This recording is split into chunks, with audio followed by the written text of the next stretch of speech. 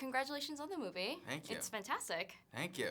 So how aware are the characters in 10 Cloverfield Lane of the events that happen in Cloverfield? They're on a separate timeline.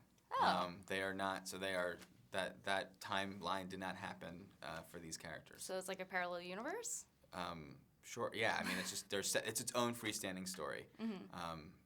The link is more in tone and in genre, and you know, that original Cloverfield had a really unique take on a very familiar genre.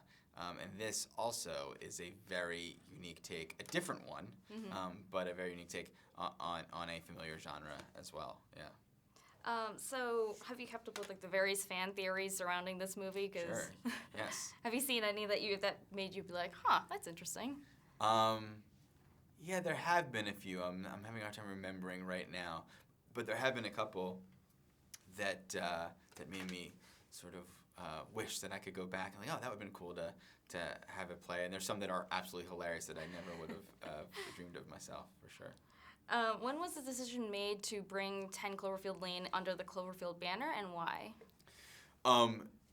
So Bad Robot acquired this spec script called The Cellar, and then JJ and the producers and Damien Chazelle actually developed that script into this thing that could fit into the Cloververse.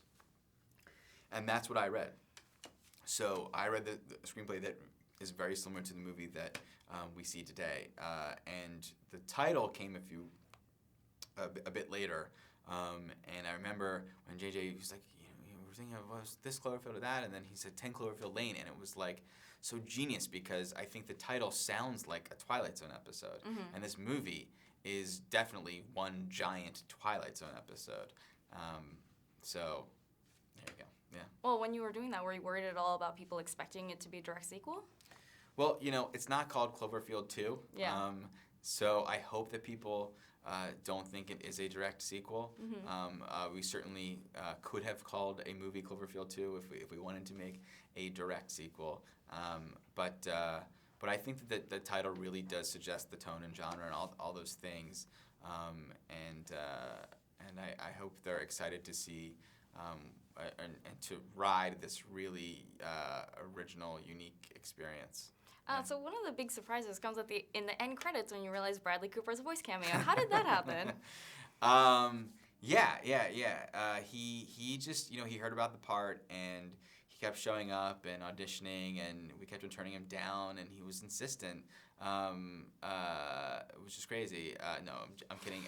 JJ and him go way back. They worked on Alias together, and just one random day, we still didn't have a voice for the role, and JJ thought, hey, I wonder if Bradley would want to do this. And we were like, Bradley? And he's like, Cooper. I'm like, oh, cool. So yeah, he called him up, and he was stoked to help us out. It was really cool. So what have you learned about prepping for Doomsday from making this movie? Oh, boy. A lot, actually. I did learn a lot of technical facts about the size of what a bunker is supposed to be, and how long you really do need to be down there until it's safe to be outside. And it's less time than you would think, which is great.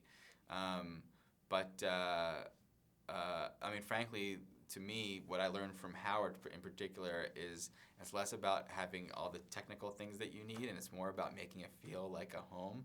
I certainly, even though he's a pretty intense guy, maybe not with him there, but I would rather be in his bunker than any of the traditional bunkers, for sure. Do you have any final tips for surviving the apocalypse?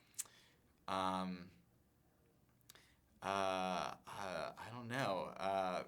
You should have a Swiss Army knife would be very helpful. I'm sure our main character would have wished that she had some sort of Swiss Army knife with her, though she certainly makes do without one. I